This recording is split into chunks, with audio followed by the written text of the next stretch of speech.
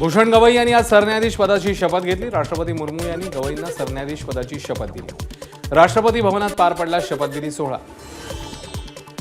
बीड जिल्ह्यातल्या गेवराईमध्ये हैवान बापाची 5 वर्षीय मुलीला अमानुष वागणूक। मुलीला जनावरांच्या गोठ्यात डांबून ठेला केळी टरबूजाच्या साली खायला घातल्या। कृत्यामुळे नागरिकांकडून संताप व्यक्त। ठाण्याच्या शिवाईनगरमध्ये किरकोळ कारणावरून दोघांमध्ये वाद विकोपाला गेल्याने एकाने दुसऱ्याचं बोट कापलं। जखमी विशाल देवरे यांच्या तक्रारीनंतर आरोपी विरोधात गुन्हा दाखल।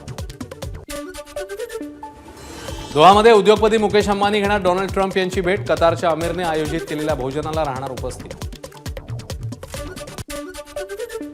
इस्रायली हवाई हल्ल्यात गाझामधले एकूण 48 जणांचा मृत्यू। मृतांमध्ये 22 लहान मुलांचा समावेश असल्याची माहिती। गाझावरील हल्ल्यावर भाष्य करण्यास इस्रायली सैन्याचा नकार। मुंबईच्या वानखेडे स्टेडियमवर मुंबई इंडियन्सचा सराव पुन्हा एकदा सुरू। आयपीएल पुढे ढकलल्यावर बीसीसीआयचं नवं वेळापत्रक जाहीर।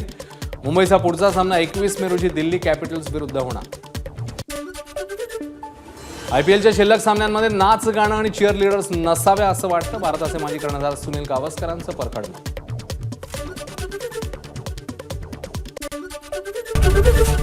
एबीपी माझा, उघडा डोळे बघा नीट।